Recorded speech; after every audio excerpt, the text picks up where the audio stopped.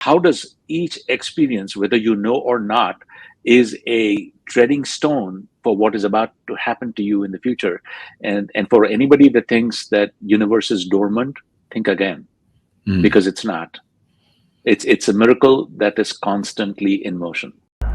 Welcome to Be Bold Branding, where we discuss the power of differentiating yourself through your own unique story and standout personal brand. Many of our guests and clients have some amazing high-profile experiences under their belt. However, they don't always know how to capitalize on them to grow their business. Our guest today is Viren Mayani. Viren has some unique life events to share with us. Can't wait for you to hear these, including some tips on how he leverages the relationships and accomplishments he has built along the way. Viren, welcome to Be Bold Branding. Thank you, sir. Thank you for having me. Absolutely. We're excited about it. Now, let's start with your very unique story. That's a very good question and a long one to respond to. But in a nutshell, grew up watching Hollywood films on TV and video in India, and what encapsulated in my mind was King Kong, the giant ape climbing over Empire State. And I knew then, and I knew for sure that I was going to make it to this country one day for my education and life. And that's what I did. I followed through after my bachelor's, applied for my MBA, got into University of Scranton in Philadelphia, Pennsylvania. And my journey has been non-stop since. Coming from a joint family business enterprise and then coming here with a mattress and a suitcase, who knew that one day I would make it to the White House, that I'd be invited to spend an evening with the First Lady. And this was celebrating the 2017 Diwali at the White House, where I was called in with a handful of guests, 50 at the most, from all over the nation. I was the only Georgian in the invitee list. And we spent the entire day at the White House being with the First Lady and seeing how the First Lady, Michelle Obama, was completely nonchalant, do as I do kind of person. I mean, she gate crashed a dance lesson by Nakuldev Mahajan, who was a guest on So You Think You Can Dance. She danced Indian classical dance with them. We were invited to a prayer meeting before the dinner and pleasantries, and she took off her sandals and prayed with the Hindu priest lighting the Indian lamp or diya for Diwali. And, again, that is just one of the experiences that I've had that will be forever remarkable. How many people can say they were invited by the First Lady and spent an entire day in her presence, not even 10 feet away? Yeah. And that was my first visit. I also had an opportunity to be invited by Dr. Jill Biden and President Biden to host the first official visit by the Indian Prime Minister just last year at the White House South Lawns. So, as I said, this country has given me so much to grow and share that is, it's incomprehensible. That is awesome. I gotta say, man, that is fantastic to come from another country with pretty much clothes on your back, a suitcase, and I have to know about the mattress, by the way. Yeah. And then we're glad, of course, you picked Georgia. Absolutely. We're both native Georgians, so it's pretty awesome. Viren, what was it that struck you about America in the first place? I want to know from the mind of a young person, even back to your age as a child, what was it that was that made you awestruck about the United States, and why was that your dream above all? And that's another brilliant question. Let me answer it kind of backwards.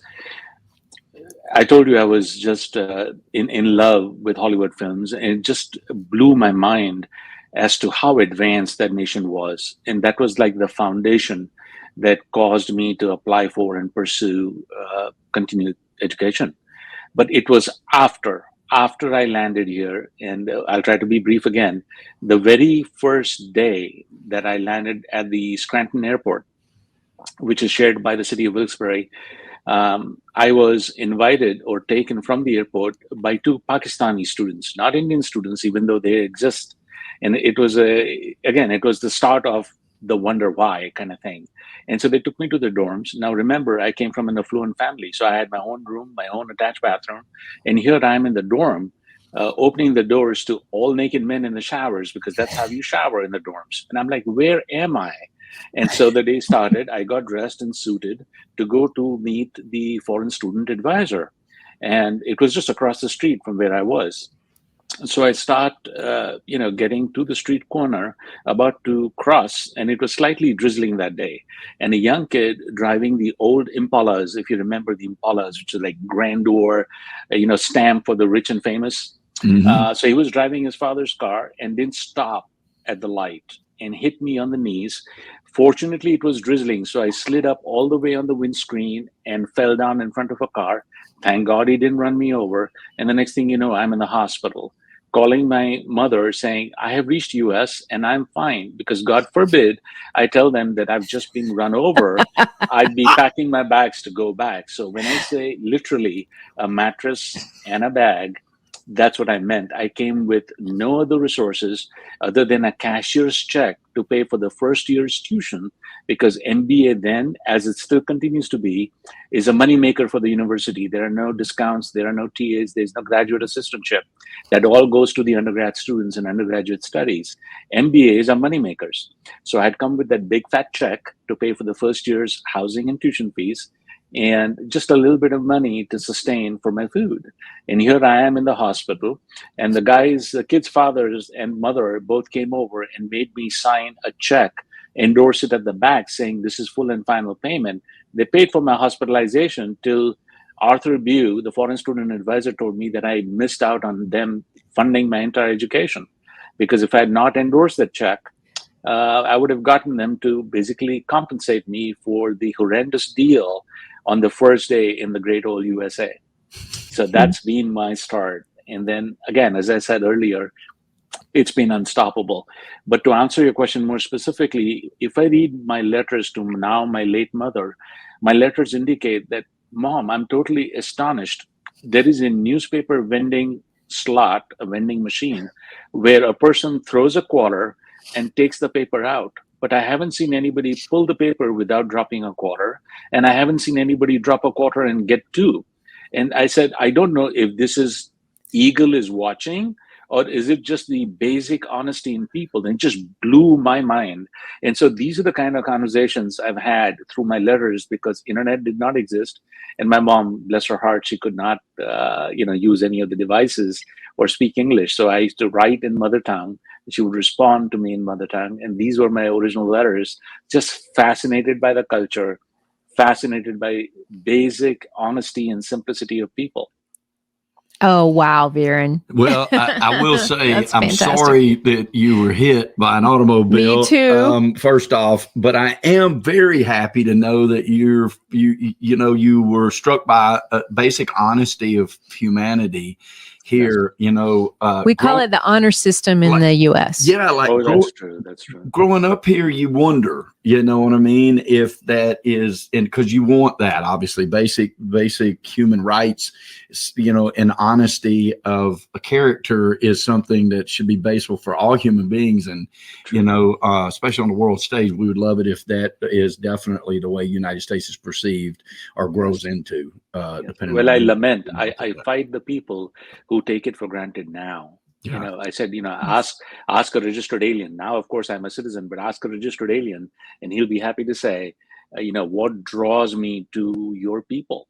And it's the simplicity. It's the basic honesty that, this country continues to pay for endeavors throughout the world, for poor throughout the world. And it's amazing how generous and how giving this land is. And so don't take it for granted. Appreciate it and be glad that we are here. Yes. Oh, what a beautiful thought. Yes. Okay, so when we announced, the beginning of this episode, what I was really most interested to hear from you, other than all of it, Viren, is how do you take such a phenomenal experience of getting to the White House, or even many experiences that happened before that. And how do you take that and say, okay, I'm not going to stop here. I'm going to keep going with this. Like, how did you end up in a spot where you have so many amazing experiences to share? And if you don't mind, share another with us. I know that's loaded questions stacked on top of each other, Viren. Oh, no. I'm happy to have the mic. And please, if I get carried away, take it back from me. No problem. The next one that comes to mind is working with 3 Nobel laureates. I have been blessed to be in the company on a one-on-one basis with the banker of the poor, Dr. Muhammad Yunus. He's a Nobel laureate. Archbishop Desmond Tutu, who came to inaugurate the Center for Global Nonviolence at the James Madison University. And of course, who doesn't know Archbishop Desmond Tutu from Africa?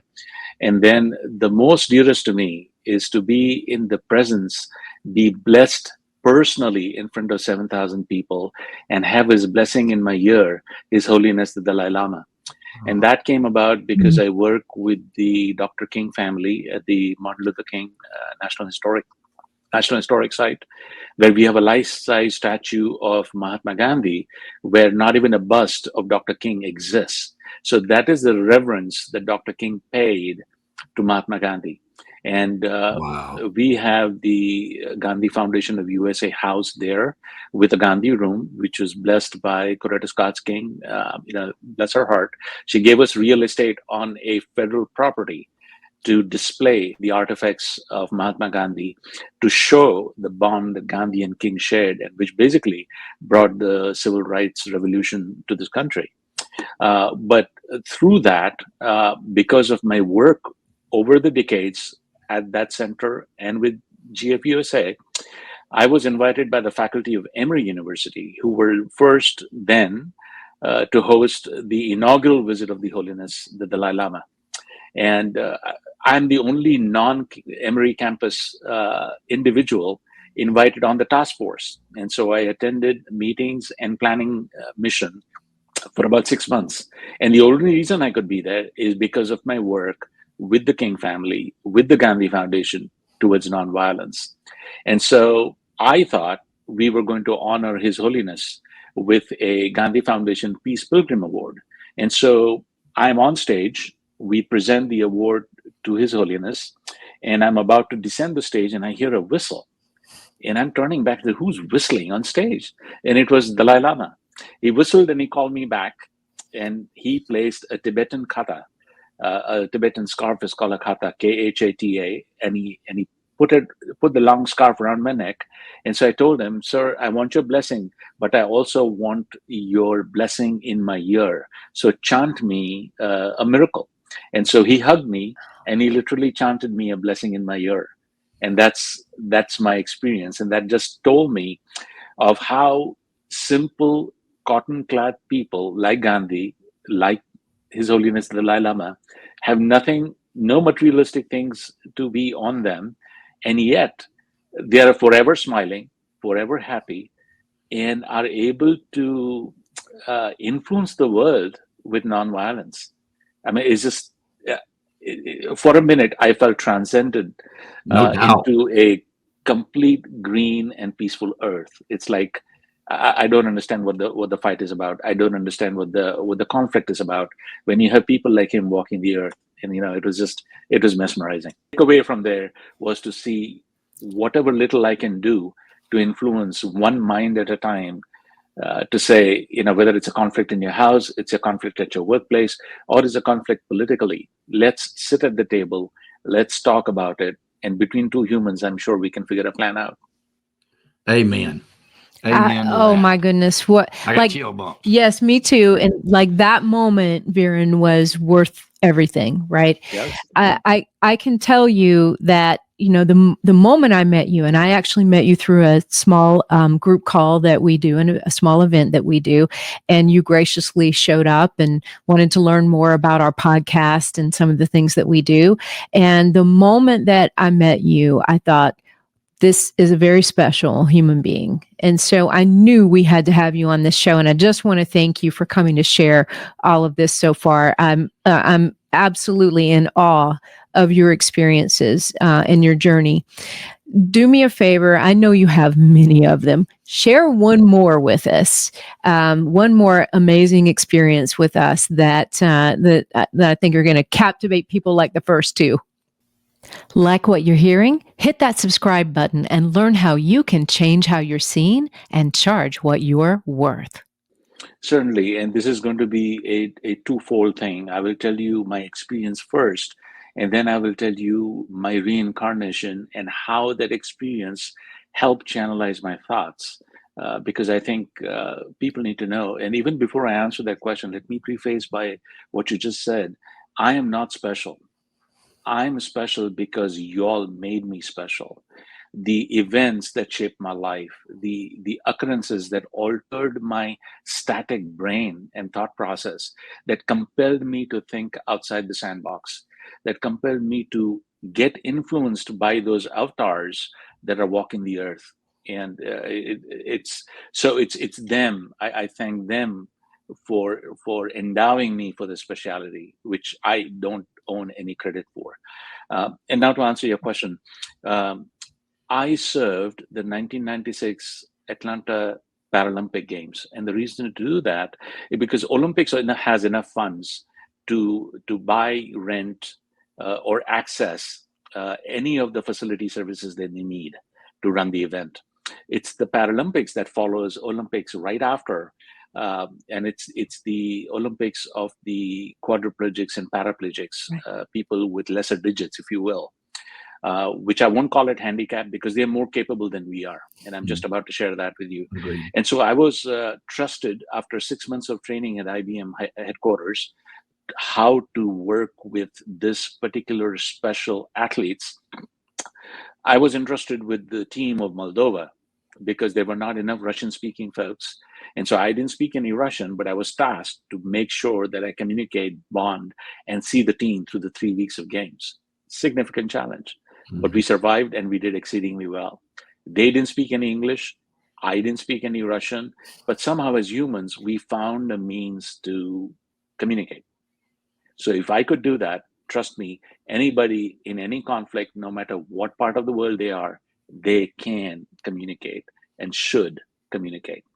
And so with this team, my challenges were to make sure that they don't overdose or underdose themselves, whether it's steroids or whether it's anema, to drop the weight so that they are able to slot in themselves to a particular category, or overeat to reach a particular status to compete for weightlifting, for example. So as a envoy or an assistant to the team, you are the constant eyes for the production, i.e., the Paralympic Games, to make sure that they are in compliance, and for the team to make sure that they are comfortable, that all their needs are met. And so they were housed at what is now called Georgia Tech Housing, which used to be the prima donna 5-star motel for these teams that were coming. They were brand built, brand new. And so I'm coming up the elevator and I see an Australian paraplegic who had only one left hand and was in a wheelchair, but he had a stack of bath towels on his lap. And so I'm wondering what floor is he going to go and what is he going to do with them? And funny enough, the elevator opens on the second floor and I see him in motion, and believe you, it brought tears in my eyes, questioning what's my excuse. So he's using his chin to hold the bath towels under his chin over his lap, and he's using his left hand to further his wheelchair. And as every door he goes, he pauses, knocks with his so-called arm or a thud, if you will, and then tosses with his neck, turning sideways, the towels. And then he keeps doing that throughout the entire hallway. And I'm thinking to myself, he had no qualms, he had no resistance, he had no stoppage. I mean, he walked through that. That was his task, to deliver bath towels to the entire team. And I'm like, what's my excuse? And then take it fast forward, 2004, and a 16-year-old creamed into me at 90 miles an hour, T-boned me for not stopping at a red light. My car was lifted through against a moving pickup truck from the opposite side. Both their cars flipped upside down, all 4 tires in the air. Nothing happened to them but scratches. The cars were totaled. I was in an instant coma. The only seat that survived in that crash was my driver's seat. And a Messiah, whose name I still don't have on the record, pulled me out of that wreckage and rocked me till the Kennesaw State University paramedics arrived. And then I was lifted to Kennesaw Wellstar Hospital. I was in the hospital for 3 weeks, ICU for 3 days, and home for 6 months recovering. And throughout that entire time, instead of thinking, why me? I was at a stoplight and I was stopped. I didn't do anything. For her to hit me so hard, my T2 was broken, my lung had collapsed. I was on an artificial respirator for the 3 days in ICU. They had soaked me with jute bags, gunny bags, to soak all the blood that was effusing from my body. I had my entire right side lacerated with pieces of glass. I had 4 surgeons work with me. My mouth was sutured shut with wires, and I only drank baby formula for 6 months, which comes only in 3 flavors, chocolate, vanilla, and strawberry. And they do so that I can have my enzymes and my minerals. I couldn't speak, which was a blessing in disguise, and I couldn't eat. So I lost so much weight, and I realized the power of silence. And I also understood that if this is what has brought me to this day, I think back about the athletes of the games. They never complained. They never, they took it as part of their life. The wheelchair was the extension of the body. They've got adapted to staying in it for more than 3/4 of the day. I guess it was important for me to have served the games, to have survived that incident instead of self-pity. And here I am talking to you.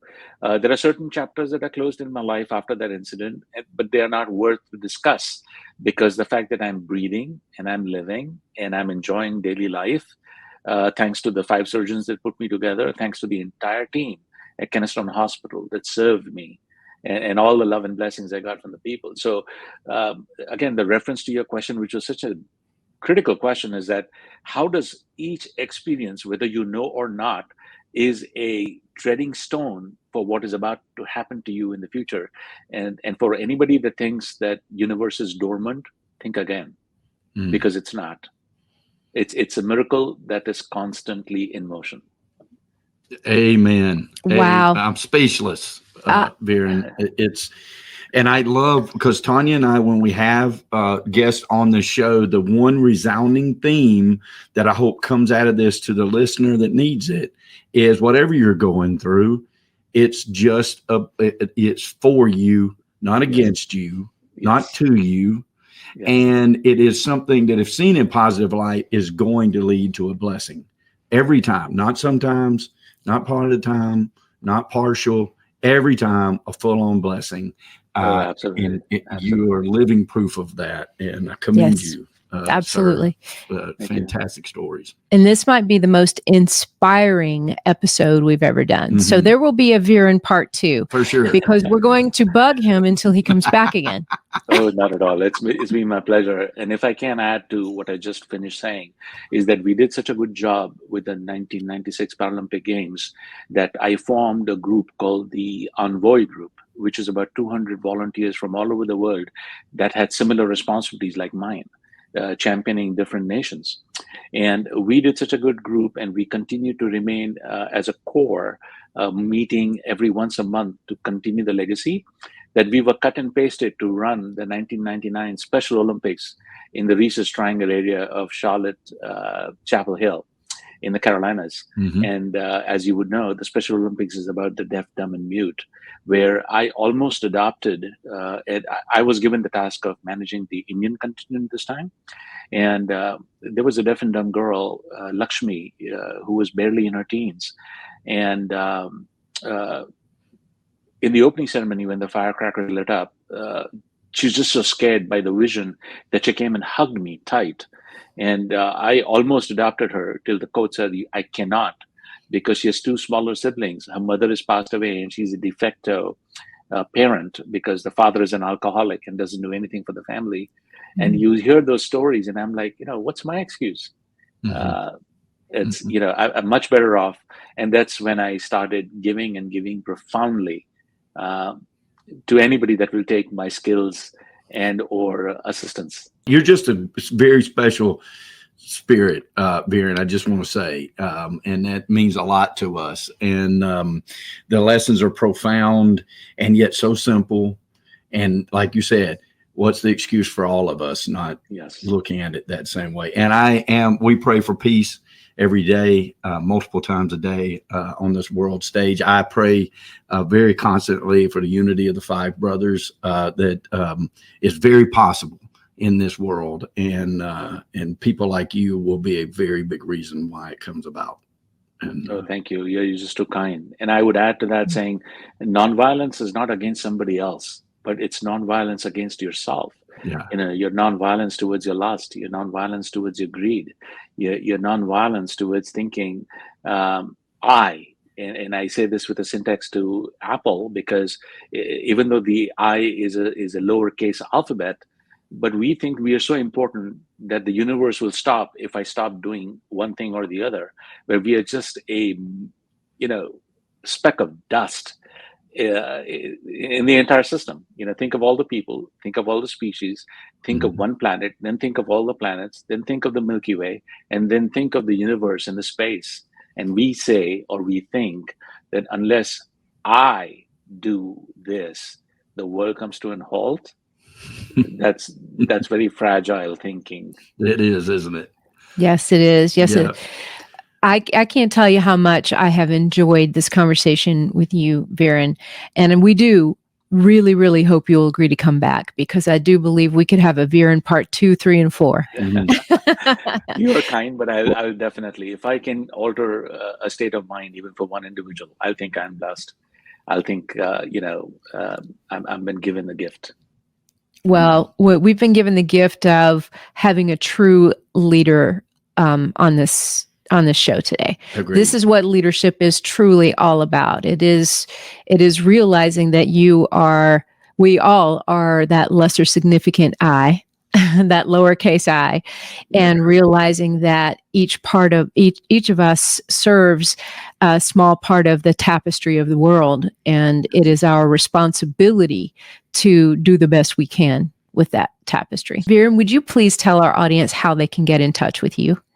Oh, certainly. I'm on LinkedIn, and they can look me up. I'm on Google because I'm a published writer, and they will find quite a bit of my writings posted there. And we'll put that in the show notes. I appreciate it. And I'd like to be everywhere, wherever they are. So I'm just waiting for Scott to beam me up to be a reality, which is coming down the pike, though. Absolutely. You bet. Well, it's been an honor and a pleasure. Thank you so much, Viren. Likewise, you all have a great day. Ready to change how you're seen and charge what you're worth? If you're not getting enough opportunities to meet with ideal customers, or the prospects you're meeting with just aren't ideal, it's most likely your brand that's holding you back. So if you're a coach, consultant, or expert who is on the rise, you need our ultimate guide to a freedom-based brand. Download it free now at BrandFaceGuide.com.